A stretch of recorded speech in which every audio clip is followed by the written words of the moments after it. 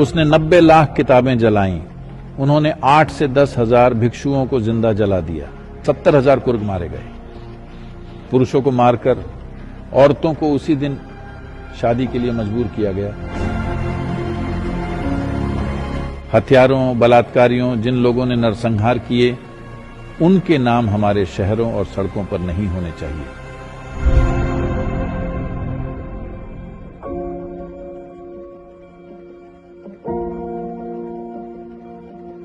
क्या आप निकट भविष्य में हिंदू जागृति देख रहे हैं या इसमें कितना समय लगेगा? मैं हिंदू शब्द का प्रयोग करने के बजाय सनातन शब्द का प्रयोग करना बेहतर समझूंगा, क्योंकि सनातन का मतलब शाश्वत होता है। कोई भी चीज तब तक शाश्वत नहीं हो सकती जब तक वह समावेशी न हो।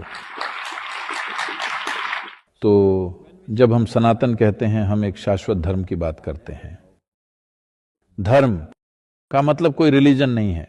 दुर्भाग्य से यह शब्द इस तरह प्रचलित हो गया है। धर्म का मतलब रिलीजन नहीं है, धर्म का मतलब नियम है, एक शाश्वत नियम। आप शाश्वत नियमों तक कैसे पहुंचते हैं? कल्पना से नहीं, रूढ़ी से नहीं, ध्यान देकर, बाय ऑब्जर्वेशन, बल्कि अवलोकन और अनुभूति से आप सृष्टि के साथ तालमेल बिठाते हैं। सिर्फ वही सनातन हो सकता है। तो हम जो हैं उसका यही मूल तत्व है। दुर्भाग्यवश अधिकांश हिंदू आबादी को यह बात नहीं बताई गई है। बहुत से हिंदू बात करते हैं, हमारी अपनी किताब है, हम किसी किताब से नहीं टपके हैं। आप जानते हैं, हमने बहुत सी किताबें लिखी हैं, हजारों की संख्या में।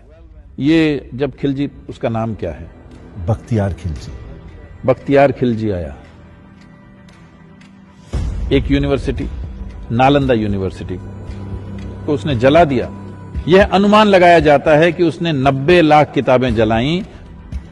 500-600 साल पहले 90 लाख किताबें, दुनिया में कहीं भी 90 लाख किताबें नहीं थीं, कहीं पर भी। और वे 6 महीने तक जलती रही। यही कहा जाता है। कुछ लोग कहते हैं 12 महीने तक, आप 6 महीने कह रहे हैं, इससे कोई फर्क नहीं पड़ता। तब पेट्रोलियम नहीं था, तो यह संभव है कि उसमें 6 महीने या 12 महीने लगे।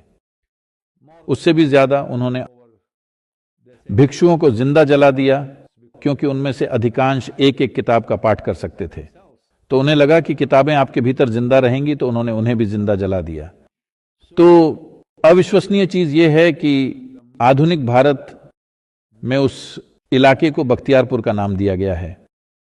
यह एक चीज है जो हमें जरूर करनी चाहिए। विक्रम, आपको इस पर एक किताब लिखनी ही चाहिए। औरंगजेब स्ट्रीट है, औरंगाबाद, 60 से अधिक औरंगाबाद हैं।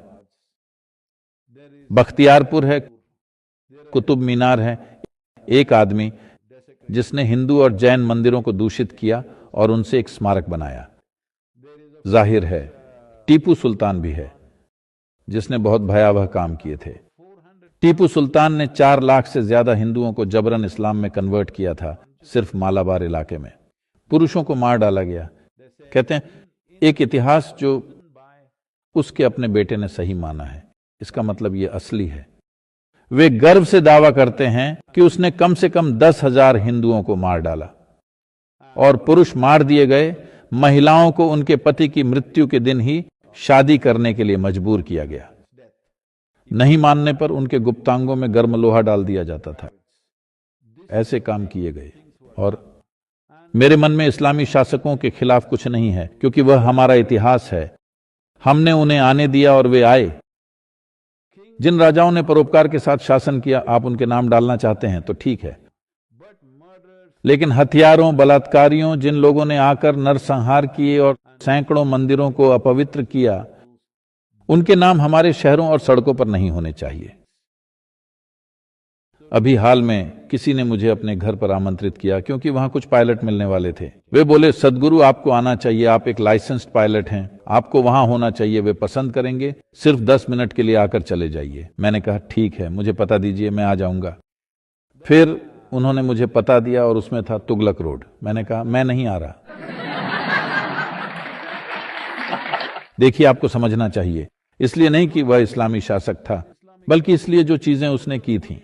चाहे कोई हिंदू राजा या ईसाई हो, जैसे रॉबर्ट क्लाइव स्ट्रीट का मतलब है, मैं नहीं जाऊंगा।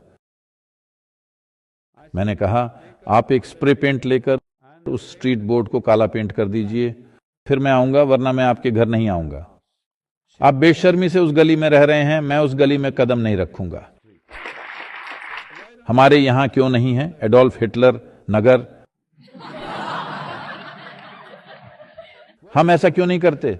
हमारे यहां ईदी अमीन नगर या पुरम क्यों नहीं है? क्यों नहीं है? हम ऐसा नहीं करते। जिन लोगों ने दूसरे मनुष्यों के साथ असाधारण क्रूरता दिखाई, चाहे वे जो भी हों, हम उनका सम्मान नहीं करते। लेकिन आज इस देश में सैकड़ों नगर, गांव और शहर और सड़कें इन लोगों के नाम पर रखे गए हैं। मुझे विश्वास है कि आप बेहतर बता सकते हैं। मैं संख्याएं, नाम और तारीखें याद रखने में अच्छा नहीं हूं। हमारे कर्नाटक राज्य में भी टीपू जयंती होती है। हम उसके जन्म का भी जश्न मनाते हैं। टीपू जयंती एक टीपू एक्सप्रेस हुआ करती थी, सबसे बदतर तानाशाहों में से एक। यहाँ तक कि मरे हुए कुर्गवासियों का धर्म बदला, न सिर्फ जीवित लेकिन मुर्दों का भी धर्म हमें बदला। लगता है कि कुर्गों को सबसे ज्यादा खामियाजा भुगतना पड़ा। That's not a fact. It felt that way because the Kurgs fought. ये सच नहीं है। ऐसा इसलिए लगा क्योंकि कुर्ग लड़े। दूसरी जगहों पर लड़ने वाले लोग नहीं थे। उन्होंने खास प्रतिरोध के बिना उन पर कब्जा कर लिया, इसलिए वह कहीं लिखा नहीं गया। कुर्ग वास्तव में लड़े, लेकिन 70,000 कुर्ग मारे गए।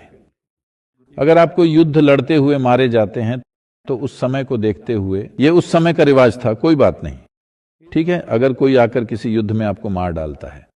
लेकिन ये सही नहीं है जब आप नागरिकों को कतार में खड़ा करके जनसंहार करते हैं और स्त्रियों का बलात्कार, पुरुषों की हत्या करते हैं। ये क्या है?